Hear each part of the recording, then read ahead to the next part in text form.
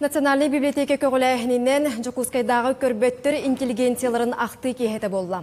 Тірәйін республикатағы көрбет онна мөлтөқтік көрер оғылар үйерәқтерін кығат өтөріттемеде ағуғын 5 сылғар ананна.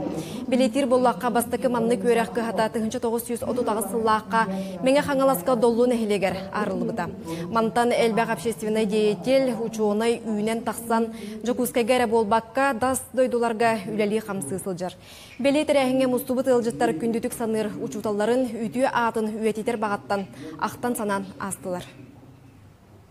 Зыкова Зинаида Федоровна ден эдеркен нютча көрбет кыһы бу сахаһыга келен бу хаколарын үйрәтен олгы бу һәмәне биха анабыт.